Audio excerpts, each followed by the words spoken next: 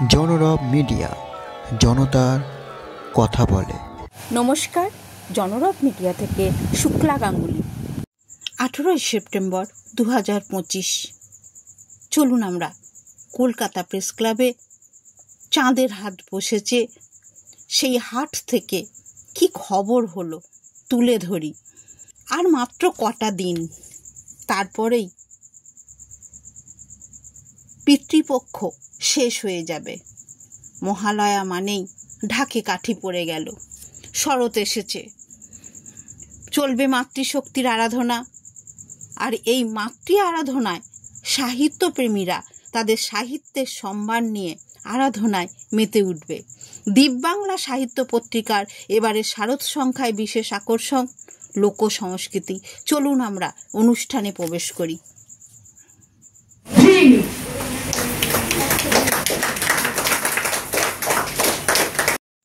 আনুষ্ঠানিকভাবে বই প্রকাশ হলো। বিভিন্ন সাহিত্যপ্রেমীদের উৎসাহে প্রত্যেকের হস্তস্পর্শী ধন্যবাদ সবাইকে। কুমার পান্ডে তার হাত ধরে এই পত্রিকার যাত্রাপথ আজ থেকে 3 বার দিয়ে চলেছে এবং আগামী দিনে আমার শুভেচ্ছা থাকবে। এই পত্রিকার সঙ্গে যুক্ত থাকতে পেরে আমি নিজেও নিজেকে ধন্য মনে করছি। এবং শুধু খুব সংক্ষিপ্ত বক্তব্যের মধ্যে দুটো কথা বলতে চাই। একটা হচ্ছে যে এই ধরনের পত্রিকা মাধ্যমে আমরা বর্তমান সমাজ এবং তার যে সংস্কৃতি সেটা সম্পর্কে অনেক মানুষই সচেতন থাকেন না, কিন্তু এই পত্রিকার মধ্যে দিয়ে আমরা সকলের কাছে এটা পৌঁছে দিতে পারি।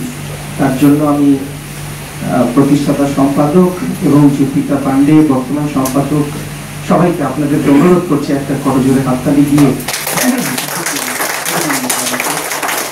দ্বিতীয় বিষয় হচ্ছে যে যদি আপনাদের সম্মতি থাকে তাহলে আমি যে পত্রিকাটা সংগ্রহ করলাম এটা সংস্কৃত বিশ্ববিদ্যালয়ের গ্রন্থাগারে আমি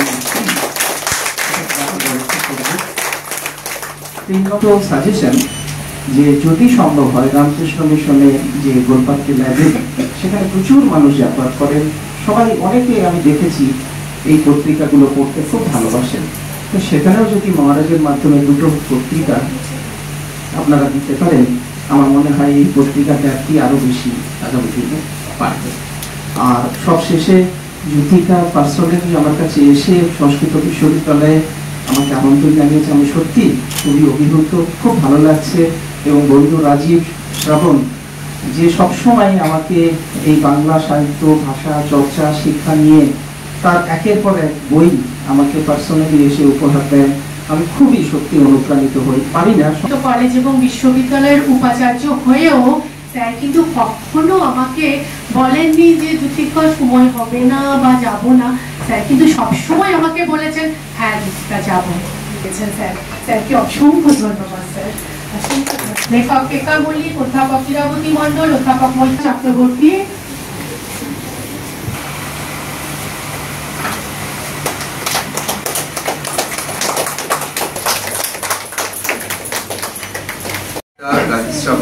আমি ধন্যবাদ জানাবো আমাকে এখানে ডাকার জন্য। আমি অনুমতি চেয়েছিলাম সকালে একটু দেরি করে আসার জন্য, তার কারণ আমাদের একটা শুটিং পড়ে গিয়েছিল।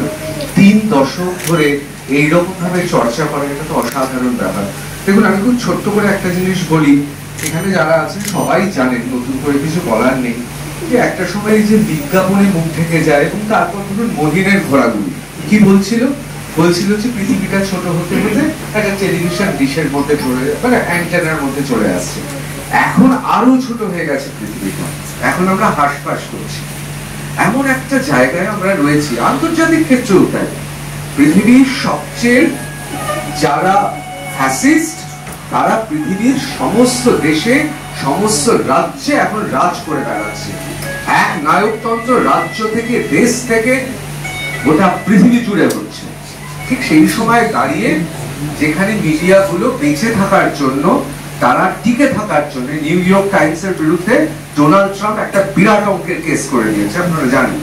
আমাদের দেশেও এরকম হচ্ছে, প্রতিনিয়ত মিডিয়া ঢুকছে। সমস্ত কিছু রাষ্ট্রশক্তি এবং বাণিজ্যের হাতে রয়েছে।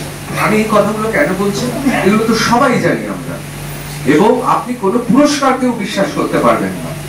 যে পৃথিবীতে কোনো শান্তি প্রতিষ্ঠা করেনি সে নোবেল পুরস্কারের জন্য শান্তি পাচ্ছে, এটা একটা রেওয়াজ হয়ে গেছে। আপনি রাজ্য সরকারের একটা পুরস্কারকেও বিশ্বাস করতে পারবেন না, কেন্দ্র সরকারের পুরস্কারকে বিশ্বাস করতে পারবেন না। যারা এই সময় পুরস্কৃত হচ্ছেন তারা ইতিহাসে তারা বিকৃত হবে। যেমন ফরাসি দেশের প্রথম সেই কবি যিনি নোবেল পুরস্কার পেয়েছেন, আমি এমএ পর্যন্ত ফরাসি সাহিত্য নিয়ে পড়েছি, ফাদার শেলিংসকে জিজ্ঞেস করেছিলাম যিনি ফরাসি সাহিত্যে প্রথম নোবেল পুরস্কার পেলেন কবিতায়, তার কবিতা তো পড়লাম না।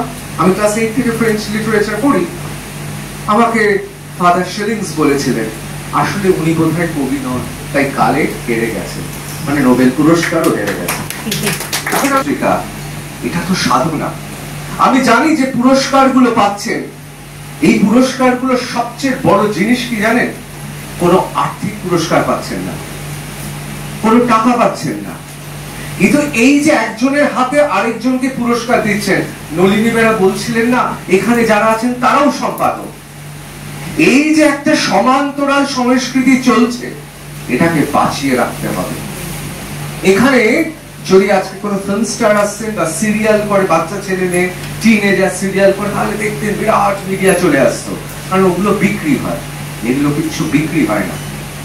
কিন্তু ইতিহাসে আগুনের ব্যবহার, চাকার ব্যবহার, আমাদের বেঁচে থাকার জন্য বিভিন্ন বৈপ্লবিক পরিবর্তনে কোনো নাম নেই, কিন্তু এই ক্ষুদ্র ক্ষুদ্র প্রয়াসগুলো একটা সমান্তরাল সংস্কৃতি সৃষ্টি করছে। এত অন্ধকারের মধ্যেও প্রদীপের আলোর মতো দ্বীপ চলে যাচ্ছে, দ্বীপ বাংলা। তার জন্য আমার অন্তর থেকে আমি শ্রদ্ধা জানাই এই প্রয়াসকে।